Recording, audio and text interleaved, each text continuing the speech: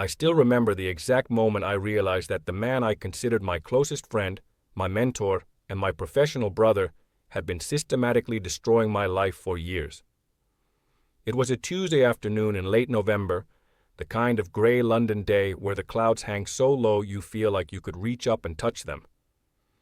I was sitting in my car in the underground parking garage of Hartwell and Associates, staring at my phone screen, reading an email that had been forwarded to me by mistake. An email that was never meant for my eyes.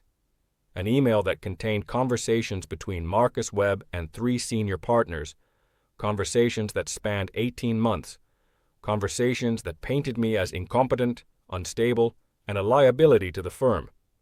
Conversations filled with lies so elaborate, so detailed, so convincingly crafted that I almost believed them myself for a moment. My hands were shaking, my chest felt tight, and in that moment, everything I thought I knew about my life, my career, and my friendship with Marcus Webb shattered into a million pieces. But I'm getting ahead of myself. To truly understand how deep this betrayal runs, how completely Marcus Webb infiltrated my life and poisoned everything I had built, I need to take you back to the beginning. Back to when I was just a 24-year-old kid from Manchester with a business degree, a mountain of student debt, and a desperate dream of making something of myself in the corporate world. I grew up in Salford, in a council estate that most people drove past without a second glance. My dad worked in a warehouse until his back gave out when I was 15, and my mum cleaned offices at night while studying for her nursing qualification during the day. We never had much, but my parents made sure I understood the value of hard work, of integrity, of treating people right. They scraped together every penny they could to send me to a decent school, and I repaid them by studying harder than anyone I knew.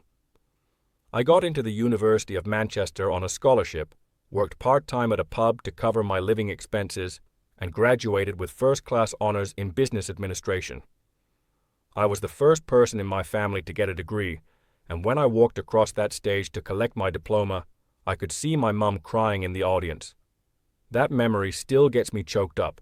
After university, I applied to every finance and consulting firm in London. I got rejection after rejection. My CV was solid, but I didn't have the connections, the polish, or the right accent.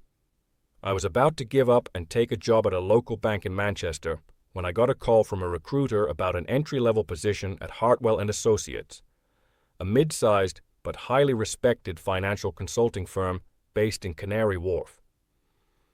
They specialized in helping corporations restructure their finances, manage mergers and acquisitions, and navigate complex investment strategies. It wasn't Goldman Sachs or McKinsey, but it was a foot in the door. I took the job without hesitation. My first day at Hartwell and Associates was overwhelming. The office was all glass and chrome, with views of the Thames that made me feel like I was in a film. Everyone around me seemed so polished, so confident, so comfortable in this world of expensive suits and casual references to weekend trips to their country houses. I felt completely out of place. I remember sitting at my tiny cubicle, staring at my computer screen, wondering if I had made a terrible mistake. That's when I heard a voice behind me. "First day nerves, eh? Don't worry, mate. We've all been there." I turned around and saw Marcus Webb for the first time. He was 30 years old, tall, with the kind of easy confidence that comes from growing up with money.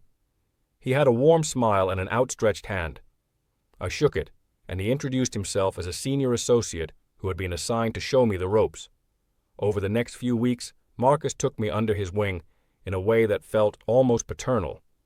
He taught me the unwritten rules of the office, introduced me to the right people, and defended me when I made rookie mistakes. When I accidentally sent an internal memo to a client, causing a minor scandal, Marcus stepped in and took the blame himself, telling the partners it was his oversight for not reviewing my work properly. I was so grateful I almost cried. Looking back now, I can see how calculated all of this was. Marcus wasn't helping me out of kindness. He was investing in me, building a debt of gratitude that he would collect on for years to come. But at the time, I saw him as my savior, my guide, my friend. I would have done anything for him. As months turned into years, Marcus and I became inseparable at work. We ate lunch together every day, stayed late to work on projects together, and gradually our friendship extended beyond the office. I met his wife, Catherine, a beautiful and somewhat aloof woman who came from old money and seemed perpetually bored by everything. Marcus confided in me about his marriage troubles, about feeling like he could never measure up to Catherine's family's expectations, about his fear that he would never be truly successful. I shared my own insecurities, my imposter syndrome, my anxiety that someday everyone would realize I didn't belong in this world. Those late-night conversations over whiskey in Marcus's office felt sacred. I thought we were brothers. By the time I was 28, I had risen to become a senior associate myself, and Marcus had been promoted to junior partner. We still worked closely together, and I had developed a reputation as one of the firm's most reliable analysts. I wasn't flashy, and I didn't have Marcus's natural charisma, but I was thorough, detail-oriented, and I never missed a deadline. The partners noticed, and I started getting assigned to bigger and more important projects. It was around this time that I met Rebecca. She was a primary school teacher from Bristol, and we met at a mutual friend's wedding in the Cotswolds. She was everything I had never known I was looking for: warm, genuine, completely unimpressed by my job title or salary. She made me laugh in a way no one else could, and she saw through all my corporate armor to the insecure kid from Salford underneath. We fell in love quickly and completely. When I introduced her to Marcus, he was charming and welcoming, telling Rebecca that I was the best friend he'd ever had and that she was lucky to have found me. Rebecca smiled politely, but later that night she told me something that stayed with me. "There's something about him I don't quite trust," she said. "He's almost too perfect, you know? Like he's performing." I dismissed her concerns. Rebecca didn't understand the corporate world, I told myself. She didn't see how competitive it was, how you had to develop a certain persona to survive. Marcus was just playing the game. Underneath the polish, he was the same loyal friend who had taken the blame for my mistake all those years ago. I was so certain of this that I made Marcus the best man at our wedding. I still have photos from that day, Marcus standing next to me at the altar, his hand on my shoulder, a wide smile on his face. Looking at those photos now makes me physically sick. Rebecca and I got married in a small ceremony in Bristol, surrounded by family and close friends. Marcus gave a beautiful speech about friendship and loyalty, about how I had taught him what it meant to truly work hard for something. There were tears in my eyes as I listened. My parents adored him. Everyone did. He had that effect on people. After the wedding, things started to change at work, though I didn't notice at first. Marcus had become a full partner by then, and I was being considered for the same promotion. The competition was between me and 3 other senior associates, including a woman named Sarah Chen from the IT and operations side, who I had always gotten along with well. The partnership vote was scheduled for the end of the fiscal year, and I was told by multiple people that I was the front runner. I had brought in 2 major clients that year, had flawless project reviews, and had the support of Victoria Hartwell herself, the CEO and founder of the firm. Victoria was a formidable woman in her 50s who had built the company from nothing, and her opinion carried more weight than anyone else's. Marcus congratulated me effusively, telling me that he had been lobbying for me behind the scenes, that my promotion was practically guaranteed. He suggested we celebrate with dinner at a fancy restaurant in Mayfair, just the 2 of us. Over expensive wine, he talked about how great it would be to finally be partners together, how we could take on bigger clients, maybe even start our own practice someday. I believed every word. The first sign that something was wrong came about a month before the partnership vote. I was working on a major project for a pharmaceutical company, helping them restructure after a merger. It was complex work, requiring detailed financial models and extensive due diligence. I had been working on it for 3 months, and it was the centerpiece of my partnership application. One morning, I came into the office to find that my primary files had been corrupted. Not just the ones on my computer, but the backup files on the shared drive as well. 2 months of work, gone in an instant. I panicked. I called IT, and Sarah Chen came to look at my computer personally. She was a quiet, serious woman with sharp eyes, and she spent 3 hours trying to recover my files. In the end, she was able to retrieve about 60% of my work, but the rest was lost. She looked troubled as she explained what had happened. "This wasn't a typical system error," she said. "It looks like someone deliberately deleted these files and then corrupted the backups to cover their tracks. Someone who knew what they were doing." I was stunned. Who would do something like that? I had no enemies at the firm, or at least I thought I didn't. Sarah said she would investigate further, but she warned me to be careful about who I trusted. I thanked her and spent the next 3 weeks working around the clock to rebuild my files from scratch. I barely slept. I barely saw Rebecca. But I managed to complete the project on time, and the client was satisfied. I told Marcus about what had happened, and he was appropriately outraged on my behalf. He promised to look into it, to use his position as a partner to find out who was responsible. Weeks passed, and he told me his investigation had turned up nothing. I believed him. Of course I believed him. The partnership vote came and went, and I didn't get the promotion. I was told that there had been concerns about my reliability, that several partners had expressed doubts about my ability to handle high-pressure situations. I was devastated. Victoria Hartwell called me into her office personally to deliver the news.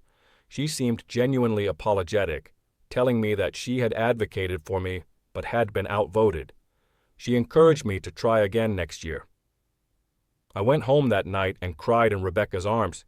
She held me and told me that the firm didn't deserve me, that maybe it was time to look for opportunities elsewhere. But I wasn't ready to give up. I had invested 8 years of my life in Hartwell & Associates, and I wasn't going to walk away because of one setback. I would work harder, prove myself again, and get the promotion next time. Marcus was sympathetic and supportive, taking me out for drinks and assuring me that the decision had been political, that it had nothing to do with my abilities. He told me about a new project coming up, a major restructuring for a tech startup that was about to go public. It was exactly the kind of high-profile work that could cement my reputation. He said he would make sure I was assigned to lead it. True to his word, I was assigned to the project. It was called the Nexus account, named after the startup we were advising. It was complex and high stakes, exactly the kind of challenge I needed to prove myself.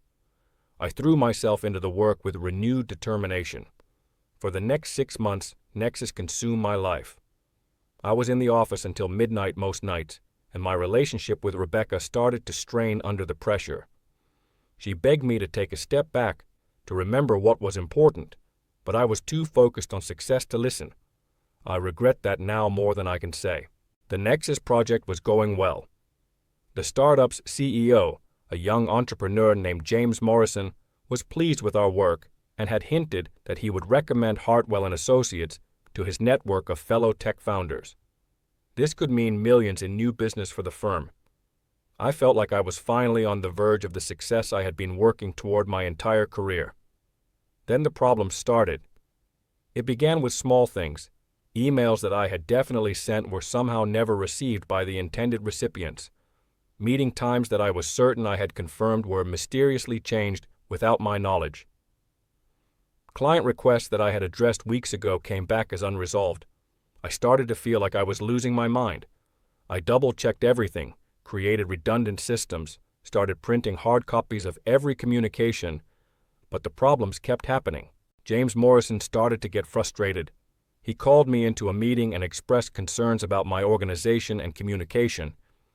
He said that several of his requests had fallen through the cracks, and he was starting to wonder if he had made a mistake choosing Hartwell & Associates. I apologized profusely and promised to do better.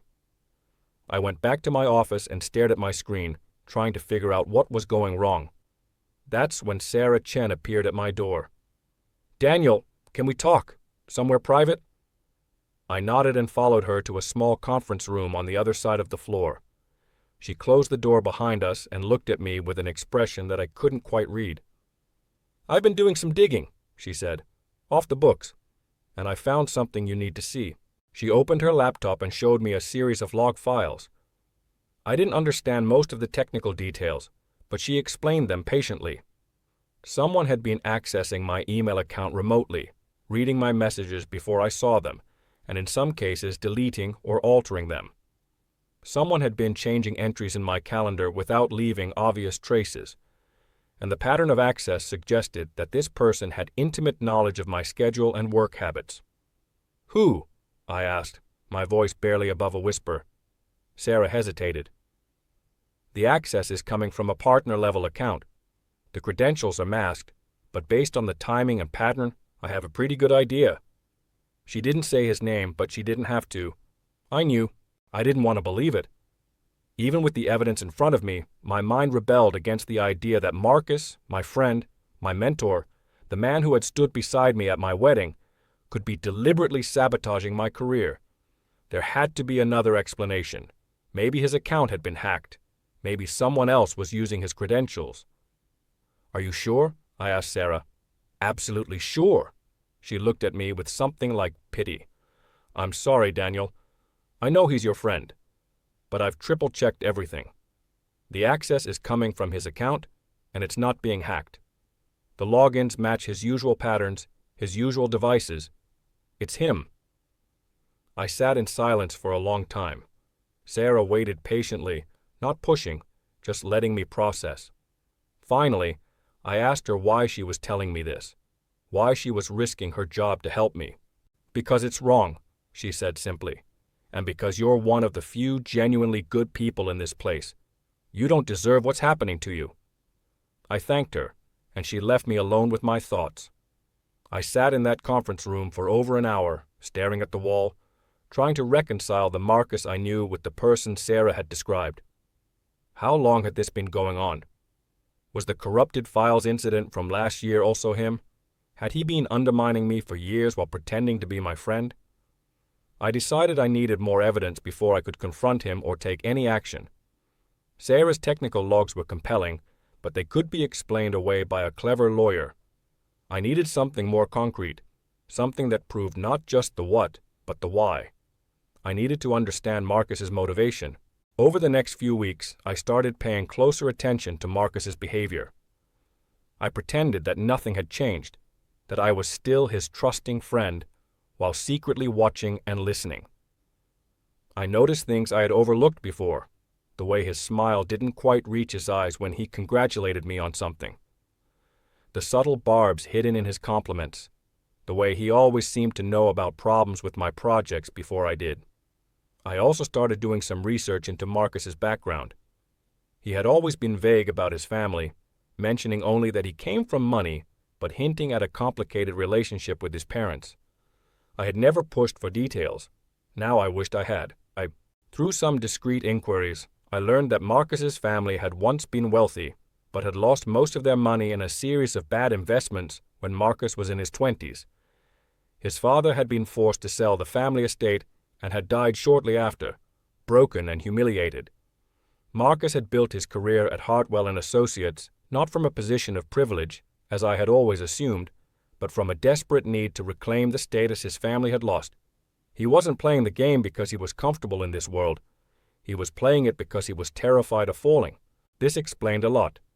Marcus saw me as competition, as a threat to his position. My success highlighted his insecurities. Every time I was praised or promoted, it reminded him of his own precarious status. He couldn't bear the thought that someone from my background, with none of his supposed advantages, might rise to his level or beyond. So, he had decided to tear me down, slowly and systematically, while pretending to be my friend. The realization should have made me angry, but instead I felt a strange kind of sadness. Marcus was a wounded man, driven by fear and envy. In another life, maybe I could have helped him. But he had chosen to hurt me instead, to betray the trust I had placed in him for nearly a decade. And that I could not forgive. I decided to confront Marcus directly. I know this might sound naive, but part of me still hoped there was some explanation, some misunderstanding that could make sense of everything. I arranged to meet him for drinks after work, at the same pub where we had shared so many confidential conversations over the years. He arrived in a good mood, talking about a new client he was pursuing and complaining about Catherine's latest spending spree. I let him talk for a while, nursing my whiskey, working up the courage to say what I needed to say. Finally, during a lull in the conversation, I looked him in the eyes and asked him directly, "Marcus, Have you been accessing my email account?" His expression didn't change, not even for a second. That's what I remember most clearly. A normal person would have shown surprise, confusion, maybe outrage at the accusation. But Marcus just looked at me with the same easy smile he always wore, as if I had asked him about the weather. "What are you talking about, mate?" he said. "Why would I do that?" "Someone has been reading my emails, changing my calendar, sabotaging my projects. The IT logs trace back to a partner-level account. Your account." Now he allowed a flicker of concern to cross his face, but it felt rehearsed, like an actor hitting his mark. "That's serious," he said. "You should report it to IT security. Someone might have hacked my credentials. Sarah Chen already investigated. The access patterns match your devices, your schedule, your habits. It's not a hack." Marcus was silent for a long moment. I watched him carefully, looking for any crack in his facade. Finally, he sighed and leaned back in his chair. "Look, Daniel, I don't know what Sarah told you, but she's always had it out for me, ever since I rejected her for the systems upgrade contract last year. She's probably trying to stir up trouble." I shook my head. "Sarah didn't have to tell me anything. She risked her job to show me the evidence. This isn't about office politics. This is about you, Marcus. You've been sabotaging me for years. The corrupted files, the missed partnership, the problems with Nexus, it was all you." For the first time, I saw something real in Marcus's eyes. Not guilt, not remorse, but anger. Cold, controlled anger that he quickly masked. "You're being paranoid," he said. "This job is getting to you.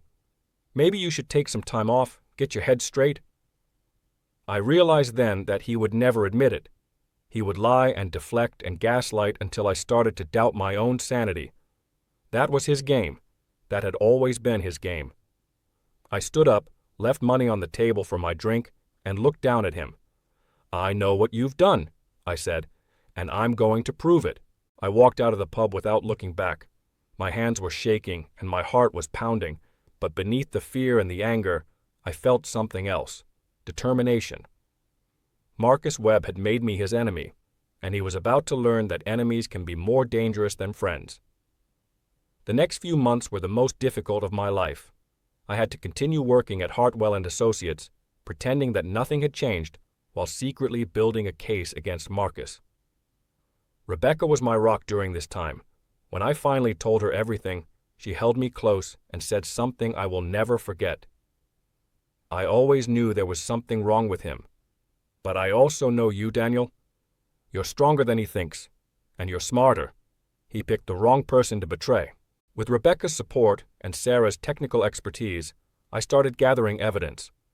Sarah helped me set up monitoring on my own accounts so I could document every unauthorized access in real time.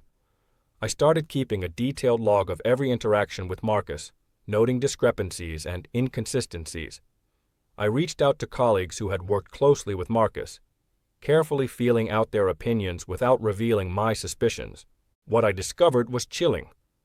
Marcus had a pattern of latching onto promising junior employees, mentoring them publicly while undermining them privately.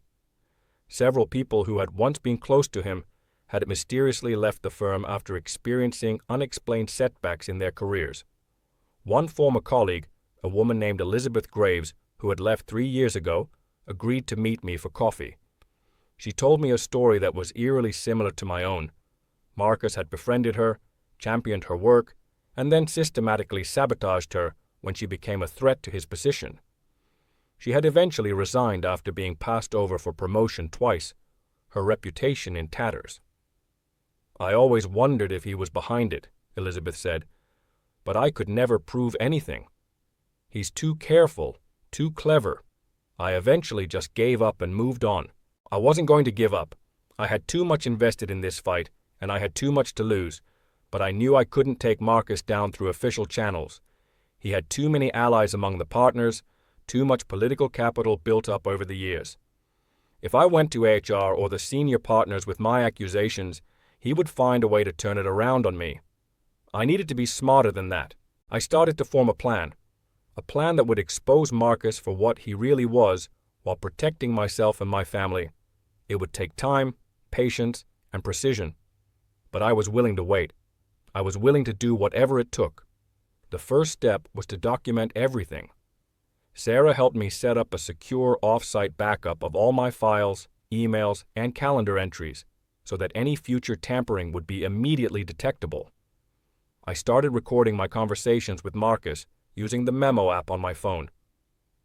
This was legally gray in the UK, but I needed the insurance.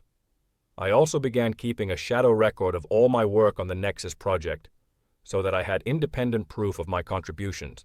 The second step was to build alliances. I reached out to other colleagues who I suspected had been victims of Marcus's manipulation. Not everyone was willing to talk, but enough people shared their experiences that I started to see the full scope of his deception. He had been playing a long game, positioning himself as the golden boy of the firm while quietly eliminating anyone who might challenge his status. The third step was to understand Marcus's vulnerabilities. Through careful observation and discreet inquiries, I learned that he was under significant financial pressure. His wife Catherine had expensive tastes, and Marcus had been struggling to maintain the lifestyle she expected. He had taken out loans against his partnership stake and had made some risky personal investments that had not paid off. He was desperate for his next bonus, and he had been positioning himself to take credit for the Nexus project's success. This was the key. If I could ensure that Marcus's role in the Nexus project was exposed as fraudulent, he would lose not just his reputation, but his financial lifeline. But I had to be careful. If I moved too quickly or too obviously, he would find a way to deflect blame onto me. I decided to give Marcus enough rope to hang himself. The Nexus project was approaching its final phase. The startup was about to go public, and the restructuring we had recommended was being implemented. It was a critical moment, and the eyes of the entire firm were on the team.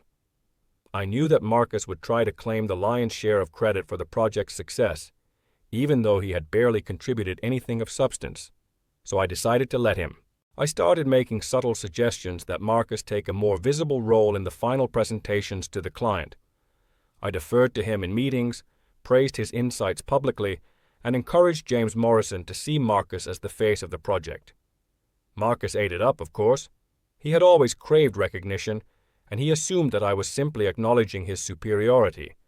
He didn't realize that I was setting a trap. At the same time, I was quietly documenting the actual division of work on the project. I made sure that every email, every draft, every piece of analysis had a clear paper trail showing who had done what. I kept copies of everything in my secure backup, time-stamped and verified by Sarah's IT systems. When the time came, there would be no question about the truth. The final presentation to Nexus was scheduled for a Friday in late October. It was going to be a major event, with James Morrison, his board of directors, and several senior partners from Hartwell & Associates in attendance. Marcus had positioned himself as the lead presenter, with me in a supporting role. I played along, letting him think he was in control. The night before the presentation, I made my move.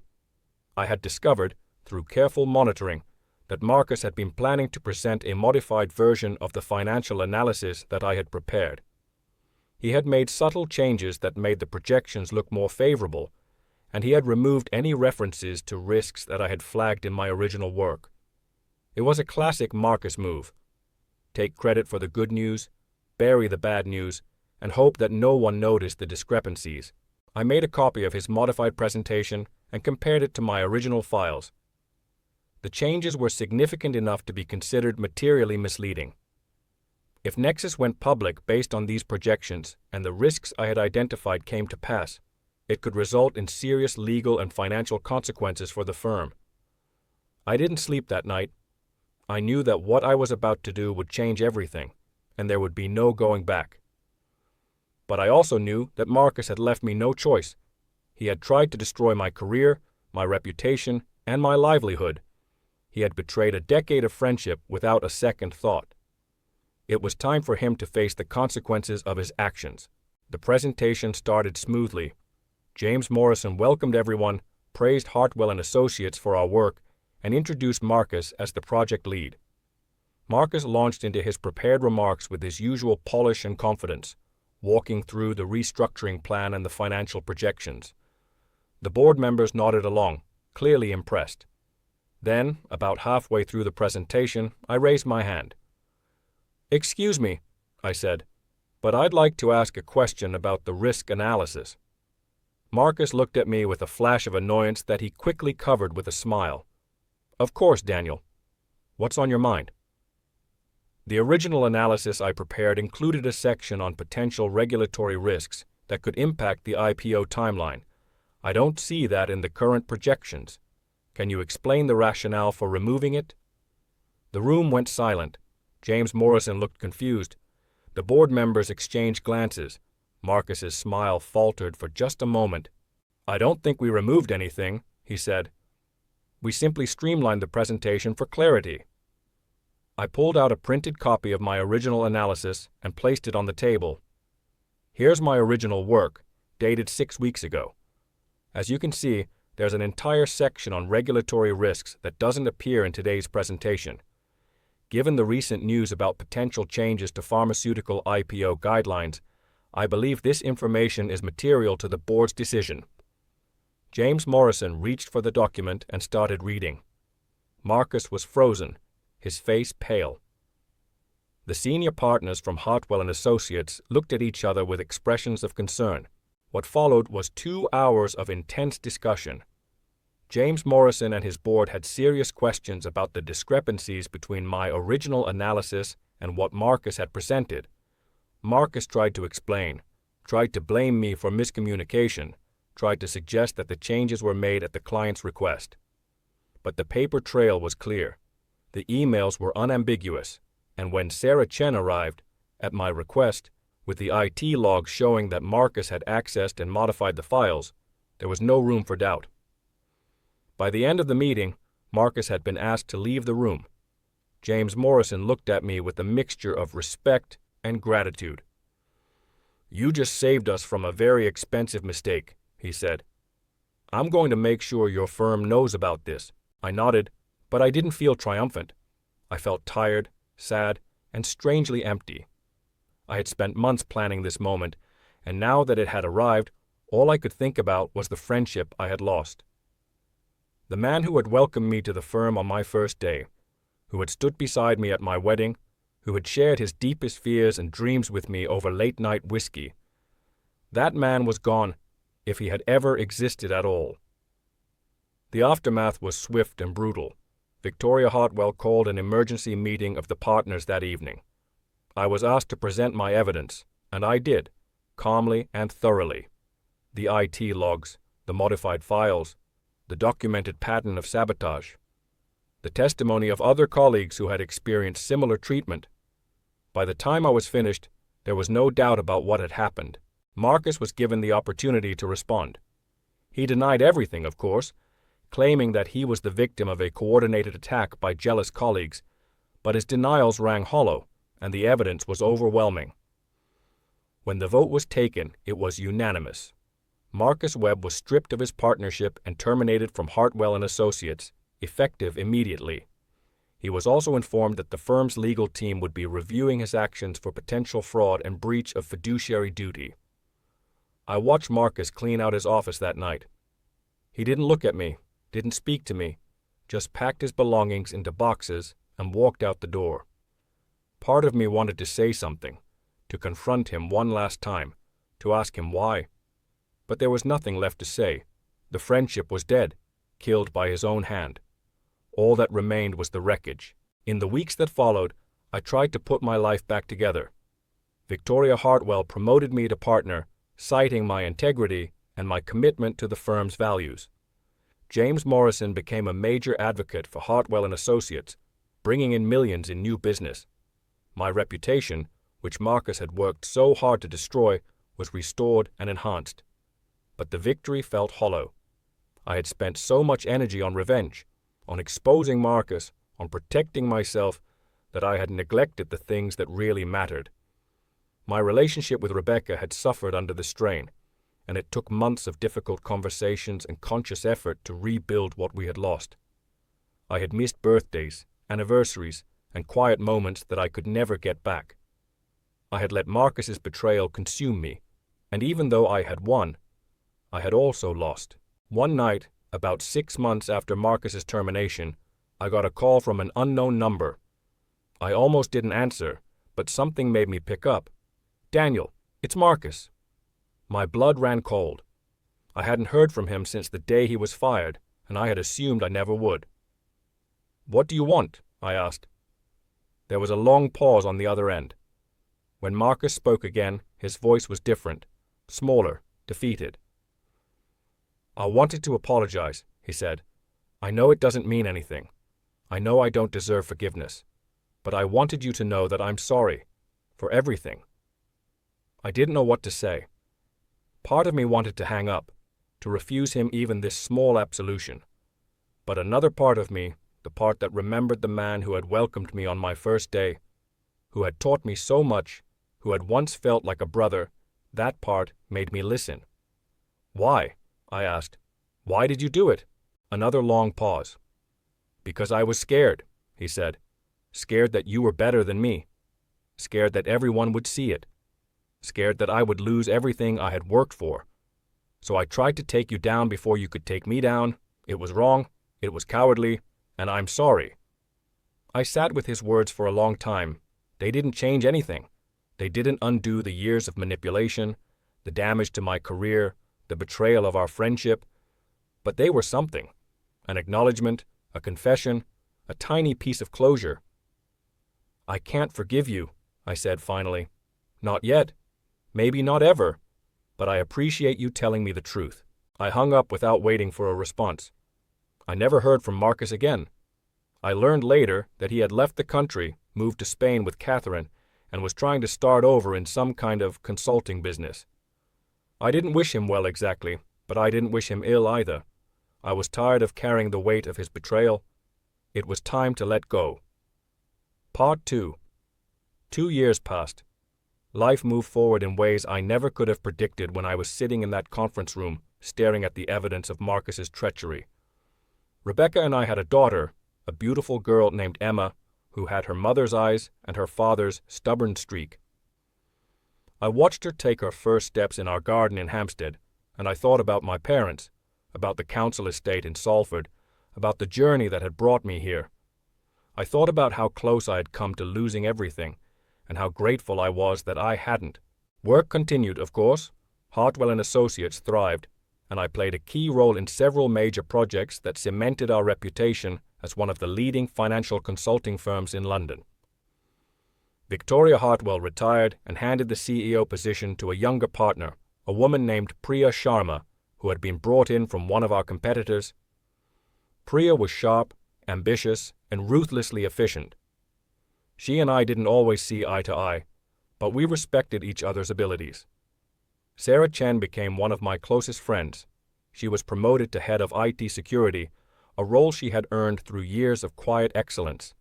We had lunch together regularly, and she kept me updated on the technological underbelly of the firm, the endless battle against hackers, fraudsters, and internal bad actors. She had saved my career, and I never forgot it. Sometimes I thought about Marcus.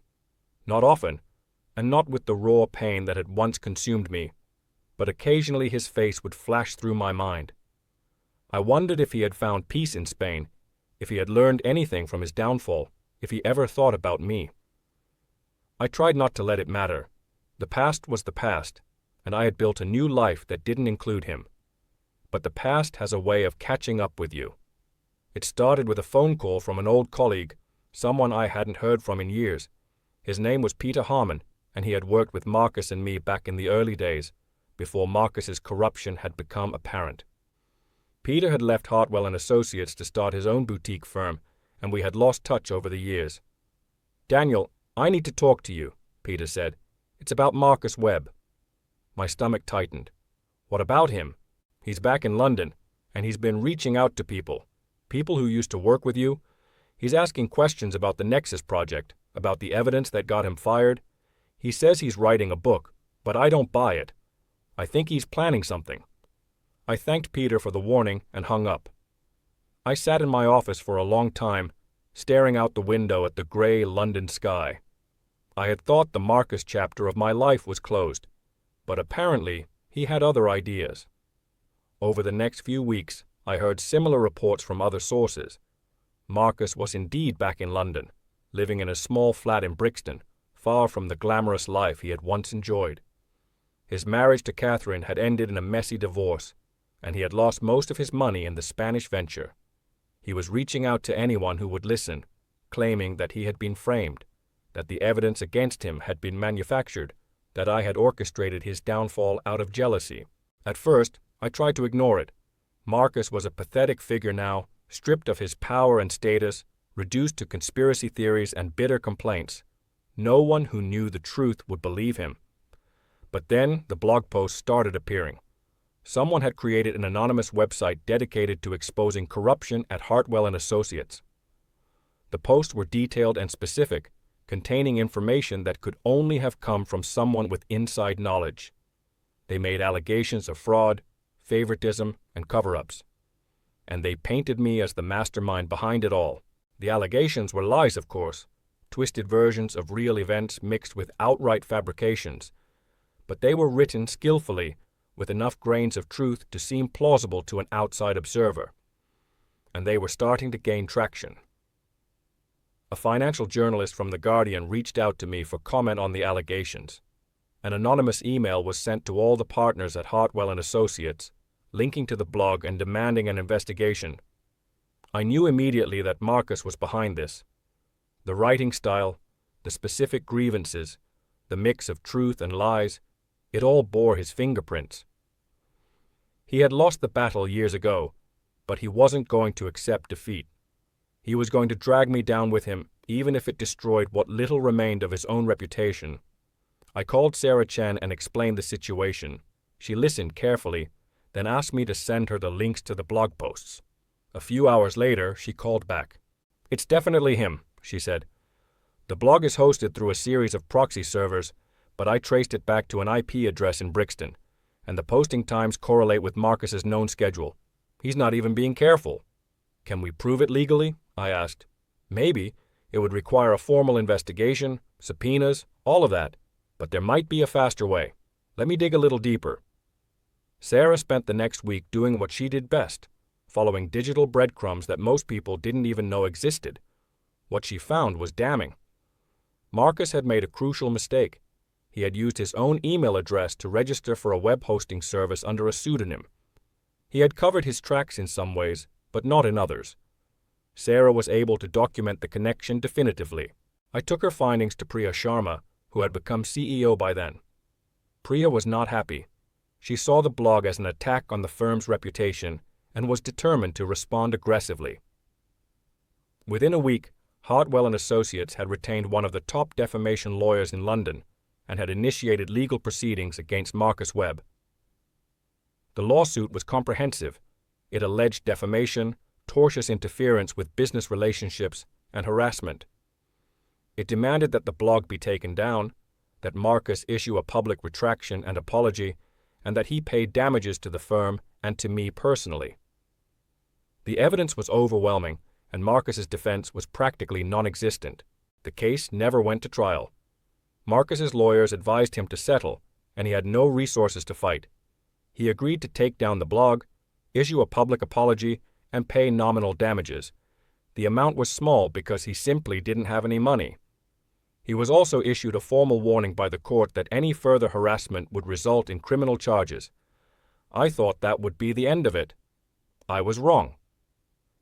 A month after the settlement, I got an email from an address I didn't recognize. The subject line was simply, "The truth will come out." I opened the email and found a single paragraph. "You think you've won, Daniel, but you don't know the half of it. I have information that will destroy you, information I've been holding back for years. If you don't want it to come out, meet me at the old pub in Canary Wharf tomorrow at 8 p.m. Come alone." My first instinct was to ignore it. Marcus was desperate, broken, grasping at straws. What could he possibly have on me? I had done nothing wrong. My conscience was clear, but something nagged at me. Marcus was many things, manipulative, envious, dishonest, but he wasn't stupid. If he was making a threat like this, He believed he had something real. And if he believed it, maybe others would too. I decided to go. The pub in Canary Wharf was the same one where I had confronted Marcus years ago, where he had denied everything with that cold, practiced smile. It felt like a lifetime ago. I arrived early, ordered a whiskey, and waited. Marcus walked in at exactly 8 o'clock. I barely recognized him. The confident, polished man I had known was gone, replaced by a hollow-eyed shell in a worn jacket and rumpled shirt. He had lost weight, lost color, lost whatever spark had once made him so magnetic. He sat down across from me and ordered a beer. "You came," he said. "I wasn't sure you would. What do you want, Marcus?" He took a long drink of his beer, then set it down carefully. "I want to make a deal." "I'm not interested in deals. The lawsuit is settled. The blog is down. If you try anything else, you'll end up in prison. Just walk away and leave me alone." Marcus shook his head slowly. "You don't understand. I have something real, and if I release it, it will destroy everything you've built." "What are you talking about?" He reached into his jacket pocket and pulled out a flash drive. He placed it on the table between us. "On this drive," he said, "is a recording from the night before the Nexus presentation. You remember that night, don't you, Daniel? The night you set me up?" My blood ran cold. I remembered that night vividly. I had been in the office late, reviewing the evidence, preparing for the confrontation. I had been alone, or so I thought. "I had a security camera in my office," Marcus continued. "One of those hidden ones, for my own protection. I never told anyone about it. That night, you snuck into my office and copied files from my computer. Files that you later used to frame me. It's all on the recording." I stared at him. I hadn't done what he was describing. I had never been in his office that night. But Marcus was smiling now, a thin, triumphant smile that made my stomach turn. "That's a lie," I said. "I never went into your office. I don't know what's on that recording, but it's not me. The recording shows someone who looks exactly like you, wearing your clothes, accessing my computer at 11:47 p.m. It's time-stamped and authenticated. You can claim it's fake, but do you really want to take that chance? Do you want to explain to Victoria Hartwell why there's video evidence of you breaking into a partner's office?" I understood now. Marcus had fabricated the recording, or manipulated it somehow. He was desperate, and this was his last play. Blackmail me into silence, or maybe into giving him money. It was pathetic, but it was also dangerous. A convincing enough fake could raise questions, could damage my reputation, could force me onto the defensive. "What do you want?" I asked again. "Simple. I want you to withdraw the settlement. I want you to issue a public statement saying that I was unfairly terminated, that the evidence against me was questionable, and I want a payment. Enough to start over. Call it compensation for what you did to me." I looked at the flash drive on the table, then back at Marcus. I thought about everything he had done to me, all the years of manipulation and betrayal. I thought about Rebecca and Emma, about the life I had built, about everything I had to lose. And then I did something that surprised even myself. I laughed. Marcus's smile faltered. "What's so funny?" "You are," I said. "You've been trying to destroy me for years, and this is the best you can do. A fake video, a desperate blackmail scheme. You must be more broken than I thought." His face twisted with anger. "It's not fake.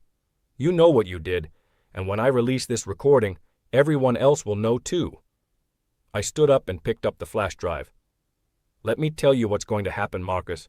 I'm going to take this to Sarah Chen, and she's going to analyze it. She's going to find the manipulation, the edits, the tells that prove it's fake. And then I'm going to take that analysis to the police, and you're going to be charged with extortion and fraud. Whatever tiny shred of dignity you have left will be gone forever." Marcus stood up too, his chair scraping loudly against the floor. "You can't prove anything. The recording is clean. I made sure of it." "Maybe," I said. "Or maybe you made a mistake, just like you did with the blog, just like you did with the partnership emails that started all of this. You're not as clever as you think you are, Marcus. You never were." I walked out of the pub and didn't look back. My heart was pounding, but my mind was clear. I had called his bluff, and now I needed to make good on my threat. Sarah analyzed the flash drive the next day. It took her less than an hour to find the problems with the recording. The timestamp had been altered. The video had been spliced together from multiple sources. Most damning of all, she found metadata showing that the file had been created just 2 weeks ago, long after the night it supposedly depicted. "This is amateur hour," Sarah said. "He must have used some kind of deepfake software to create the video. It's convincing at first glance, but it falls apart under scrutiny. I can document all of this for the police." I thanked her and contacted my lawyer. Within a week, Marcus was arrested and charged with extortion, fraud, and violation of the settlement agreement. The case went to trial, and the evidence was overwhelming.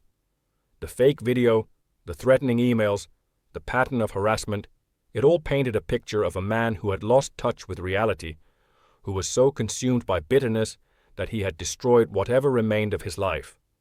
Marcus was convicted on all charges and sentenced to 3 years in prison. I attended the sentencing hearing not out of satisfaction but out of a need for closure. I watched him stand before the judge, his head bowed, his shoulders slumped. He looked like a man who had finally been forced to confront the consequences of his choices.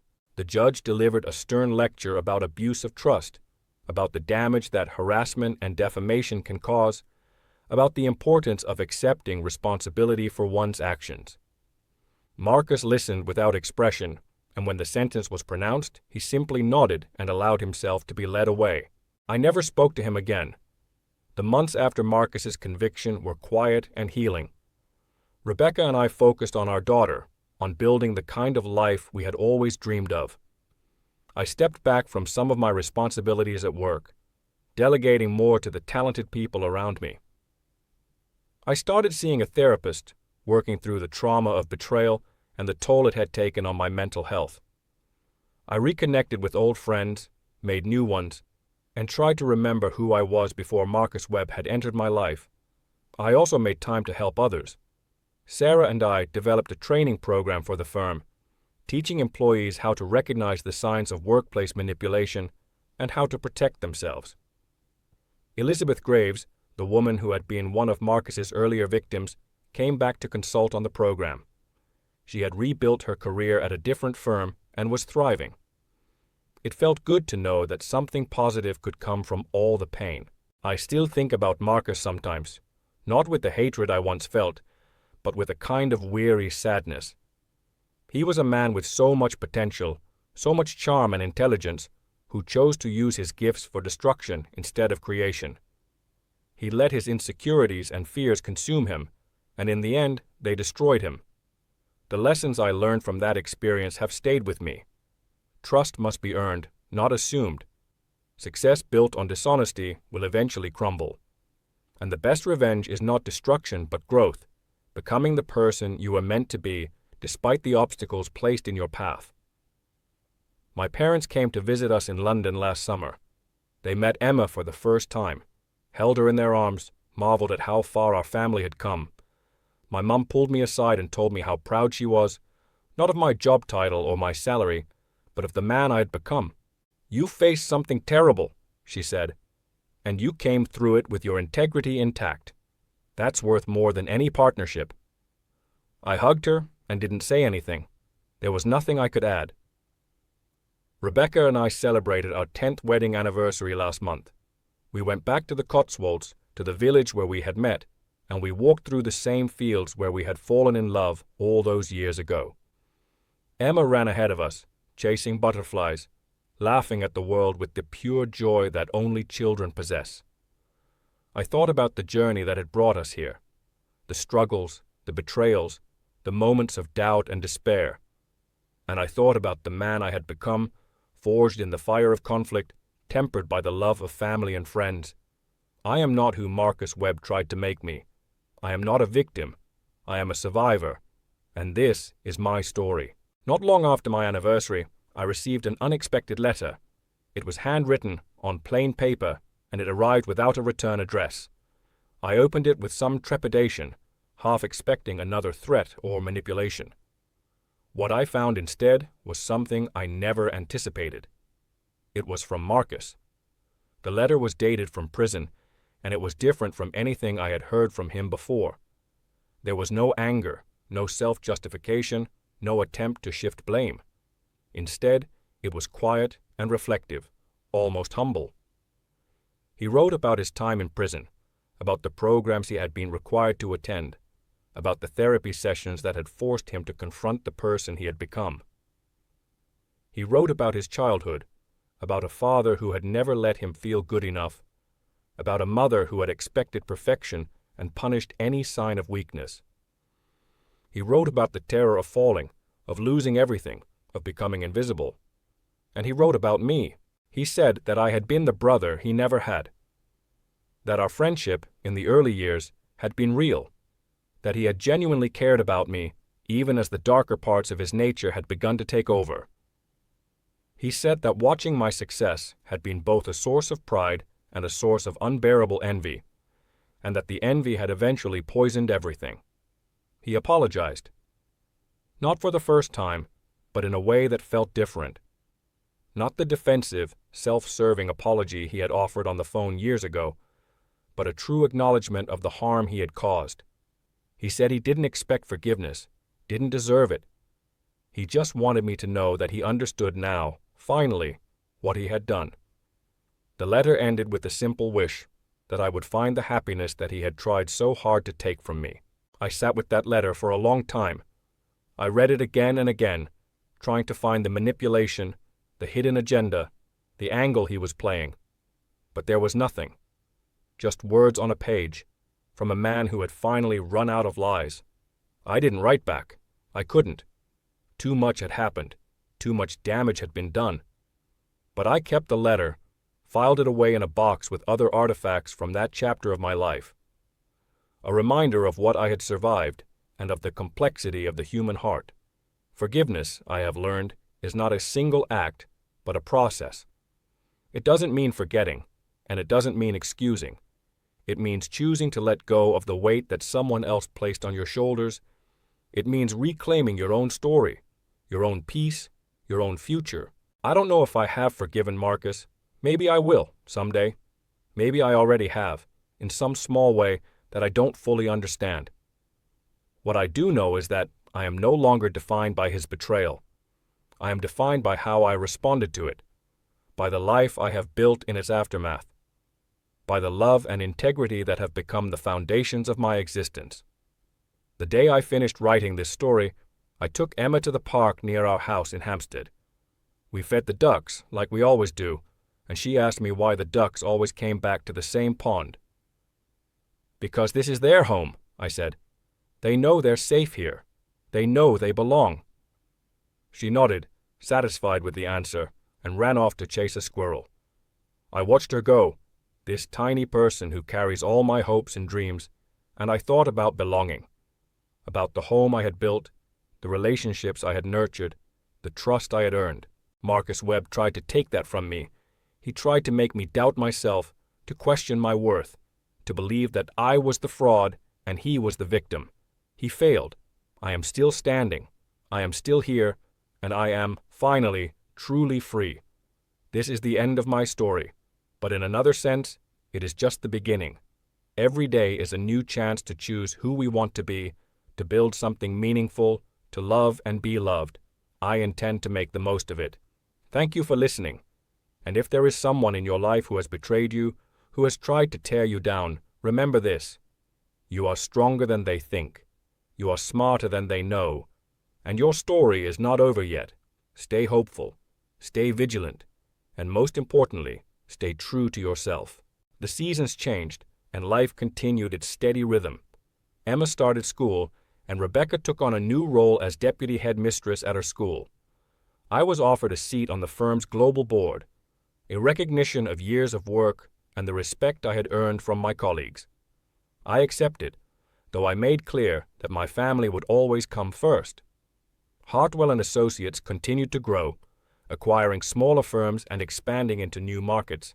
The culture of the firm shifted too, becoming more transparent, more focused on integrity and accountability. I like to think that my experience had played a small role in that transformation. I stayed in touch with Sarah Chen, who eventually left the firm to start her own cybersecurity consultancy. She became one of the most sought-after experts in the field, advising governments and corporations on how to protect themselves from internal and external threats. We still had lunch together once a month, and she never let me forget the time she saved my career. Elizabeth Graves and I became friends, united by our shared history and our determination to use it for good. She wrote a book about workplace manipulation, drawing on her own experiences and those of others she had interviewed. The book became a bestseller and sparked a national conversation about the hidden dynamics of power and betrayal in professional settings. I was proud to contribute a foreword. Victoria Hartwell, long retired, passed away peacefully in her sleep at the age of 78. Her funeral was attended by hundreds of people whose lives she had touched, including me.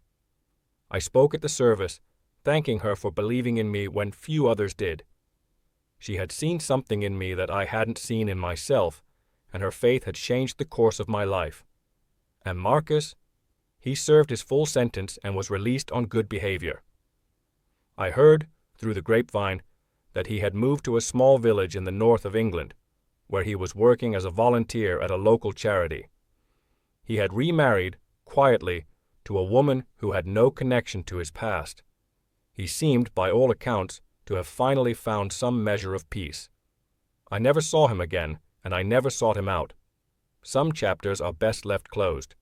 But I did, eventually, write him a letter. It was short, just a few lines. I told him that I had received his letter from prison and that I appreciated his honesty. I told him that I wished him well and that I hoped he had found the peace he was looking for. I told him that I had moved on and that I hoped he could too. I didn't expect a response, and I didn't get one. But that was okay. The letter wasn't about him. It was about me. About letting go of the last threads of anger and resentment that had bound me to the past.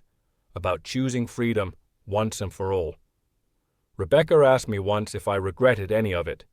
The years of struggle, the pain of betrayal, the long road to justice and healing. I thought about it for a long time before answering. No, I said finally. I wouldn't change anything, because all of it, the good and the bad, made me who I am. And I like who I am. She smiled and took my hand, and we watched Emma play in the garden, laughing at something only she could see. Life is strange. It gives us friendships that turn into enmities, and enmities that teach us about ourselves. It gives us pain that becomes wisdom, and wisdom that becomes strength. It gives us the chance, again and again, to choose who we want to be. I chose to be someone who fights back, someone who tells the truth, someone who refuses to be broken by betrayal. And in the end, that choice made all the difference. There is one final thing I want to share, something that happened just a few weeks ago. I was in my office, late on a Friday evening, finishing up some paperwork before the weekend. The building was quiet, most people having left hours ago. I was just about to shut down my computer when I heard a knock at my door. I looked up to see a young man standing in the doorway. He couldn't have been older than 25, nervous and eager in the way that new employees often are. He introduced himself as Adam, a junior analyst who had just joined the firm. "I'm sorry to bother you, Mr. Carter," he said, "but I was hoping I could ask you a question." I invited him in and offered him a seat. He sat on the edge of the chair, fidgeting with his hands. "I've heard about what happened to you," he said. "The betrayal, the revenge, all of it. People still talk about it, you know. You're kind of a legend around here." I smiled. "That's probably an exaggeration." "No, it's not," he said seriously. "I've read the old case files, the training materials. What you did, standing up to someone who was supposed to be your friend, exposing the truth even when it was risky, that takes real courage. And I was wondering, how did you know what to do? How did you find the strength to fight back?" I thought about his question for a long time. How do you explain something like that? How do you put into words the mix of fear, anger, determination, and hope that drives you forward when everything is falling apart? "I didn't know what to do," I said finally. "I just knew that I couldn't let someone else define who I was. I couldn't let lies become the truth. So I fought back, one step at a time, Not because I was brave, but because I had no other choice. Adam nodded slowly, absorbing my words. And the revenge? He asked. Do you regret any of it? Revenge is a complicated thing, I said. It can consume you if you let it. It can turn you into the very thing you're fighting against. I didn't want to destroy Marcus, not really. I just wanted the truth to be known. I wanted justice. And once I had that, I had to let the rest go. How do you let it go? He asked, his voice barely above a whisper. I leaned back in my chair and looked out the window at the London skyline, glittering in the evening light. You focus on what matters, I said. Family, integrity, the life you're building, not the one someone else tried to take from you. You accept that the past can't be changed, only learned from. And you wake up every day and choose to move forward, even when it's hard. Adam was silent for a moment, then nodded. Thank you, Mr. Carter, he said. That helps more than you know. He left, and I sat alone in my office, thinking about the journey that had brought me here. The young man I had once been, nervous and eager on his first day. The years of struggle, of triumph, of heartbreak. The friendship that had become an enmity, and the enmity that had ultimately set me free. I turned off my computer and gathered my things. As I walked out of the building, I felt a sense of peace that had been a long time coming. The past was behind me, the future was unwritten, and I was ready to face whatever came next. I got home just as the sun was setting, painting the sky in shades of pink and gold. Rebecca was in the kitchen, making dinner, and Emma was at the table, drawing pictures with colored pencils. She looked up when I came in and held up her latest creation, a crayon portrait of our family, me, Rebecca, Emma, and our dog Winston, standing in front of a house that looked vaguely like ours. That's beautiful, sweetheart, I said, kissing the top of her head. It's us, she said proudly. All together. All together. Such simple words, and yet they meant everything. I helped Rebecca with dinner, we ate together as a family, and later I read Emma a bedtime story while Rebecca graded papers in the living room. When Emma finally drifted off to sleep, I stood in the doorway of her room for a long moment, watching her breathe, marveling at how peaceful she looked. This was what I had fought for. This was what I had almost lost. And this was what I would protect with everything I had. I joined Rebecca on the couch, and she leaned into me, warm and familiar. Long day? She asked. Long life, I said with a smile. She laughed softly. I love you, Daniel Carter. I love you too. We sat together in comfortable silence, the sounds of the city muffled by the walls of our home. Outside, the world continued its endless churn of ambition and betrayal, of triumphs and failures, of stories just beginning and stories coming to an end. But inside this house, there was only peace.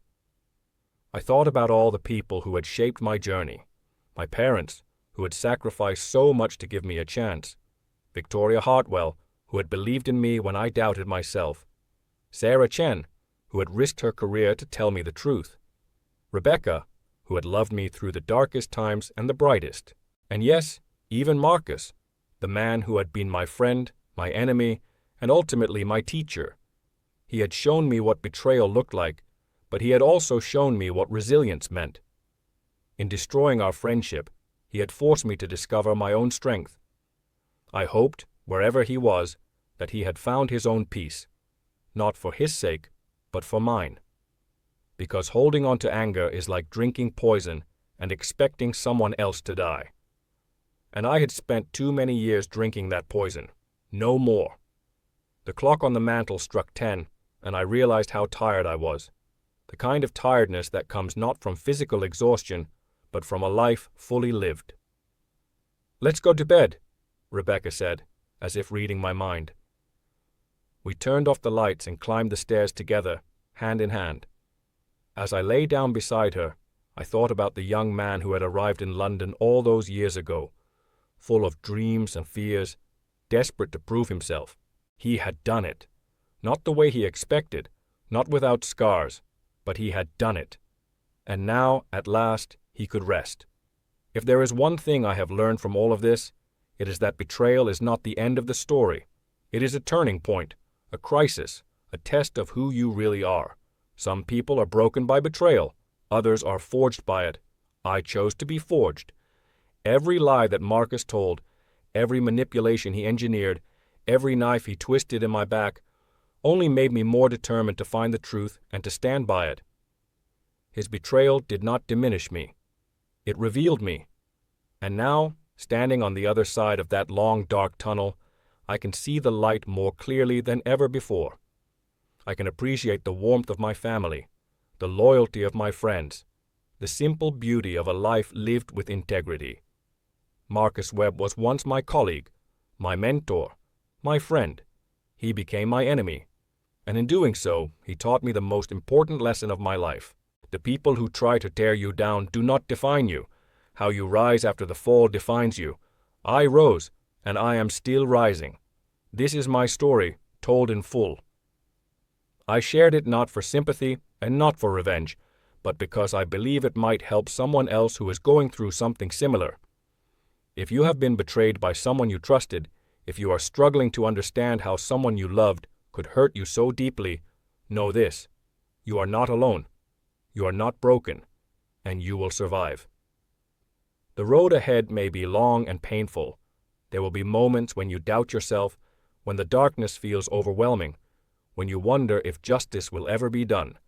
But if you hold on to your integrity, if you surround yourself with people who truly care, if you refuse to let bitterness consume you, you will find your way. I found mine, and I believe with all my heart that you will find yours too. Thank you for listening. Thank you for letting me share this journey with you. And thank you for being the kind of person who cares enough to hear stories like this. Stay strong, stay hopeful, and never ever let anyone make you forget who you really are. This is Daniel Carter, signing off.